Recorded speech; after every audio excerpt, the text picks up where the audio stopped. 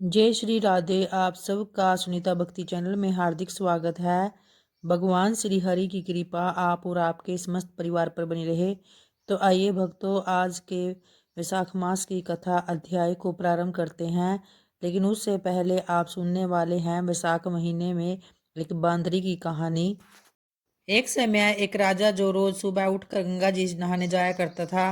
राजा ने सबको ये बोल रखा था कि मेरे से पहले कोई भी गंगा जी में स्नान न करे। एक बांदरी थी जो राजा से पहले नहा लेती थी। जब राजा नहाने जाता तो उसको पानी हिलता हुआ दिखाई देता।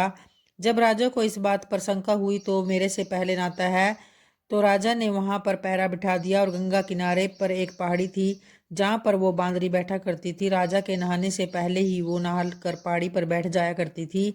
ऐसे ही नहाते नहाते पूरा वैशाख का महीना बीत गया और एक दिन जब उस बांदरी को नहाते हुए सिपाहियों ने देख लिया और उसको पकड़ कर राजा के पास लेकर आए। राजा का यह प्रण था कि अगर कोई औरत मेरे से पहले नहाएगी तो उससे विवाह कर लूंगा। राजा ने बांदरी से विवाह कर लिया। वैशाख नहाने के पुण्य से ही बांदरी के गर्भ लग गया और पूरा महीना 9 महीना होने को आया। तब बांदरी ने राजा से पूछा कि जब मेरे बच्चा होने का समय आएगा तो मैं क्या करूंगी। तब राजा ने महल में टाली बंधवा दी और बोला कि जब तुम्हारे दर्द उठे तो इस टाली को बजा देना, फिर मैं आकर बंदोबस्त कर दूंगा। राजा के और भी रानियां थी जिनके बच्चा नहीं था, बांदरी के बच्चा होने वाला था। ये बात उनको जला रही थी। तो टाली बंधी हुई देखकर उन्होंने पूछा कि ये टाली क्यों बांध रखी है। तब बांदरी ने बोला कि जब मेरा बच्चा होने वाला होगा तब राजा को बुलाने के लिए ये टाली बांधी है। तब रानियां बोली कि एक बार टाली बजा कर तो देखो कि राजा आते हैं या नहीं। बांदरी ने टाली बजाई और राजा आ गए। जब राजा ने आकर पूछा कि टाली क्यों बजाई है तो बांदरी बोली कि इन रानियों ने मुझसे कहा था कि एक बार टाली बजा कर देखो कि राजा आते हैं या नहीं। तब राजा ने बोला कि दोबारा ऐसे मत बजाना। थोड़े दिन बाद जब बांदरी के बच्चा होने वाला था तो बांदरी ने खूब टाली बजाई पर राजा नहीं आए। जब बांदरी ने रानियों से पूछा कि अब क्या होगा, बच्चे को जन्म कैसे दूंगी, तब रानियों ने बांदरी से कहा कि आंखों पर पट्टी बांध लो और नीचे मुंह करके लेट जाओ। बांदरी के वैशाख नहाने से बहुत सुंदर लड़का हुआ। जब रानियों ने यह देखा कि बहुत सुंदर लड़का हुआ है तो रानियों ने दासी से कहा कि इस बच्चे को नदी में डुबो कर आ जाओ और बांदरी के पास पत्थर को रख दो और राजा को बोल दो कि बांदरी के पत्थर हुआ है। तो राजा ने इस बात को सुनकर अपने मन में संतोष कर लिया कि रानियों की तरह इसको भी बच्चा कैसे हो सकता है। उधर उस दासी से बच्चा नदी में फेंका नहीं गया और वो उस बच्चे को वहां पर काम कर काम कर रहे कुमार के बर्तन में रख कर आ गई। जब कुमार कुमारी ने किसी बच्चे की रोने की आवाज़ सुनी तो उन्होंने वहां जाकर देखा तो बच्चा था। तब कुमार ने कुमारी से कहा कि भगवान ने हमारी सुन ली है, हमारे बच्चा नहीं है और भगवान ने हमें बच्चा दे दिया। अगर तू इस बच्चे का पालन पोषण कर सके तो इसे हम अपने घर ले चले। तब कुमारी राजी हो गई और उन दोनों ने उसको पाल पोस कर बड़ा कर दिया। लड़के को इस बात का जब पता चल चुका था कि वो बांदरी के जन्म लिया है और रानियन ने उसको मारने के लिए दासी को दे दिया था, तो एक दिन वो लड़का कुमार को बनाए हुए हाथी घोड़ों को ले जाकर कुएं पर बैठ गया और जहां पर दासियां पानी भरने आई थी उनको देखकर वह लड़का बोला कि मेरे हाथी घोड़ों पानी पी लो। तब दासियां उसकी यह बात सुनकर हंसने लगी और बोली कि कभी माटी के हाथी घोड़े भी पानी पीते हैं क्या। तब वह लड़का बोला कि कभी बांदरी के भी पत्थर होते हैं क्या। तो यह बात दासियों ने रानियों से जाकर कह दी और यह बात सुनकर रानियों ने जहर का लड्डू बनवा कर कुमार के लड़के के लिए बेच दिया। भगवान की कृपा से जहर के लड्डू गूंद के लड्डू बन गए और दूसरे दिन रानियों ने देखा कि वह लड़का मरा नहीं है। तब रानियों ने राजा से जिद करके कुमार को उस बस्ती से निकलवा दिया और कुमार जंगल में रहने लग गया। गणगौर का महीना जब आ गया तो कुमार का लड़का 101 करवा 101 गोली ले गड़ों में पानी भर के बगीचे में जाकर बैठ गया जहां पर राजा के साहूकारों की लड़कियां गणगौर पूजने के लिए मिट्टी ले जाने के लिए आई थी। वहां पर पहले तो उन्होंने खूब खेला कूदा। जब उनको प्यास लगी तो वो उस लड़के के पास पानी पीने के लिए आई। तब वो लड़का बोला कि मेरे पास गोली है, उसको तुम खाती जाओ और मेरे चारों तरफ फिरती जाओ, तब तुमको पानी पिलाऊंगा। तो इस बात से उनमें से कई लड़कियां पहले तो राजी नहीं हुई पर प्यास मिटाने के लिए मान गई। फिर वो लड़का अपने सामने आग जलाकर बैठ गया और उनको गोली खिलाता गया, अपने चारों तरफ चक्कर लगवाता गया। ऐसा करने से सब लड़कियों के गर्भ लग गए। जब ये बात उन लड़कियों के माता पिता को पता चली तो उन्होंने उन लड़कियों से पूछा कि ऐसा कैसे हुआ। उन्होंने सारी बात बता दी तो उनके माता पिता उस कुमार के पास गए और बोले, तुम्हारे लड़के ने हमारी लड़कियों से फेरे लेकर शादी कर ली है। तो वो बोले कि इन लड़कियों को अब तुम अपने पास रखो। तो कुमार बोला कि इतनी सारी लड़कियों का मैं कैसे पालन पोषण करूंगा। तब उनके माता पिता ने उन लड़कियों को बहुत धन दौलत देकर विदा कर दिया और थोड़े दिन बाद कुमार के घर 101 पोता हो गया। कुमार बोला कि अब पूरी नगरी को जिमाएंगे। तब सब लोग कुमार के जिमने के लिए आए। राजा रानियां सब आए, केवल बांदरी को छोड़कर सब आ गए। जब लड़के ने यह देखा कि बांदरी नहीं आई तो उसने राजा के पास जाकर बांदरी को लाने के लिए न्योता भिजवाया। बांदरी आई, उसको सोने की चौकी पर बिठाकर सभा में बिठा दिया और लड़की ने अपनी बुआ को बता दिया कि यह मेरी जन्म की माता है। तो सारी बुओं ने उसको सोने के सिक्के देती गई और उसके पैर छूती गई। बांदरी के पोता बच्चे जो गोदी में थे वो देती गई और बांदरी से आशीर्वाद दिलाती गई। राजा को ये समझ नहीं आ रहा था कि ये लड़का बांदरी की इतनी खातिरदारी क्यों कर रहा है। रानियों के यह बात समझ में आ गई कि यह बांदरी का लड़का है और राजा ने सबसे पहले बोला कि मेरा तो अपमान हो गया, मैं यहाँ से जा रहा हूँ। तब लड़के ने राजा को रोका और बोला कि आप क्यों जा रहे हैं। तो राजा ने लड़के से पूछा कि तू बांदरी की इतनी खातिरदारी क्यों कर रहा है। तो लड़के ने इस पर बताया कि राजा को सारी बात बता दी और ये मेरे जन्म की माता है।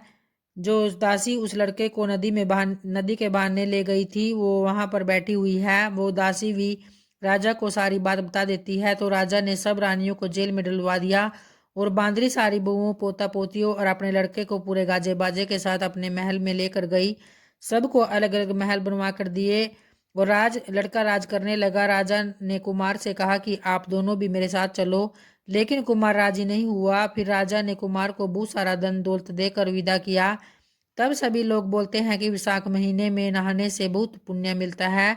तो जैसे बांदरी विशाख नहाई राजा को राज मिला, उसी तरह आपको भी भगवान सुख समृद्धि दे। और आइए अब आज की कथा अध्याय को प्रारंभ करते हैं।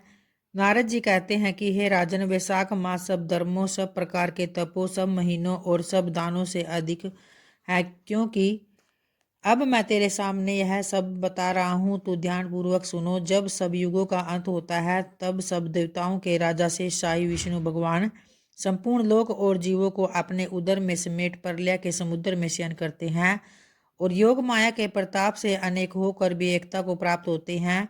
एक दिव्य निमेष व्यतीत होने पर जब वेद प्रार्थना करके भगवान को जगाते हैं, तब भगवान अपने उदर में स्थित जीवों की रक्षा करते हुए उन जीवों को अपने अपने कर्मों का फल देने के लिए सृष्टि की रचना का मन में विचार करते हैं। और तब विष्णु भगवान की नाभि से त्रिलोकी का आधार स्वरूप स्वर्णमय कमल उत्पन्न होता है।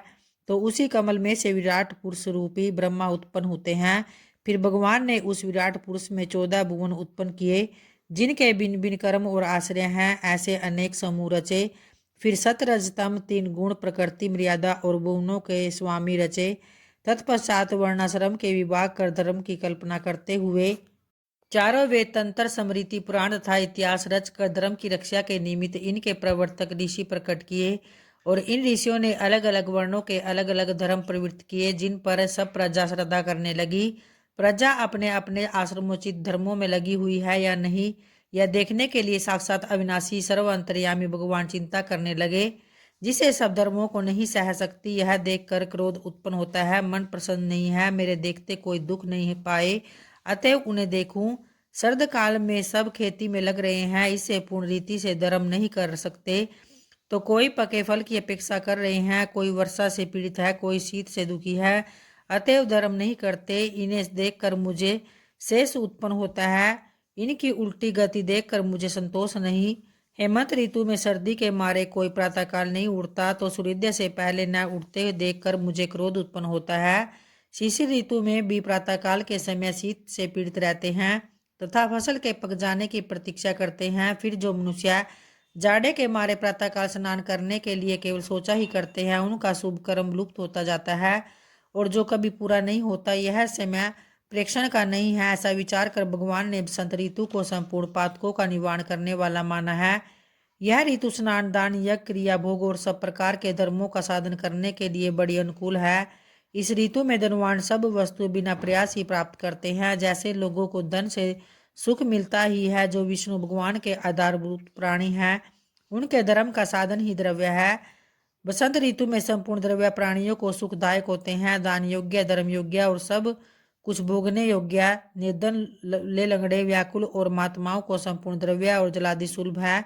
इसमें कोई भी संशय नहीं है। मेरे प्रियजन, इन द्रव्यों से अपनी आत्मा का हित साधन करते हैं। सब पत्र, पुष्प, फल, शाकादि, प्रिय वचन, माला, तांबू, चंदन, पग धोना तथा नम्रता पूर्वक साधन करते हैं। मैं उनको वर देता हूँ जिनमें अनेक प्रकार के फूल खिल रहे हैं, उसमें हष्ट पुष्ट प्राणी रहते हैं और मतवाले ब्रह्मर और पक्षी विचरण कर रहे हैं। ग्रामवासियों के बहुमूल्य आश्रमों के आंगन, उद्यान, स्थल लक्ष्मी को दिखाने लगे तो उनकी देवता, मुनीश्वर, सिद्ध, चरण, गंधर्व, किन्नर, नाग, राक्षस सब स्तुति करते हैं। वर्णाश्रम वासियों के घरों में जाकर मीन की संक्रांति तक लक्ष्मी और सब देवताओं मूर्तियों सहित भगवान रह करके लोगों के कर्मों का निरीक्षण करते हैं। धर्माचरण करने वाले पुरुषों की मनोकामना पूर्ण कर देते हैं और मदोन्मत्त लोगों की आयु और धनादि को हरते हैं। जो वैशाख में भगवान की पूजा करते हैं तथा उनके चल मूर्ति रूप साधु महात्माओं की सेवा करते हैं, अन्य महीनों में नहीं करते, उनके अपराध को भगवान क्षमा कर देते हैं। जैसे अपने देश में आए हुए राजा को देखकर उस देश के निवासी बहुमूल्य भेंट पूजा लेकर राजा की पूजा करते हैं, तब राजा पूजा के आकार आदि द्वारा यह जान लेते हैं कि किसकी सेवा पूरी है, किसकी थोड़ी। तो उचित पूजा होने पर प्रसन्न होकर निश्चय ही उन्हें मनोवांछित फल देते हैं और जिनकी पूजा सेवा ठीक नहीं उन्हें दंड देते हैं। ऐसे ही विष्णु भगवान वैशाख मास में जो अच्छी रीति से पूजा करते हैं उन्हें मनोवांछित फल प्रदान करते हैं और जो नहीं करते उनके धनादि को हर लेते हैं। धर्म के रक्षक देव सारंदर विष्णु भगवान इस मास में प्राणी की परीक्षा करते हैं, तो इसलिए यह महीना सबसे श्रेष्ठ और सबसे पुण्यदायी माना गया है।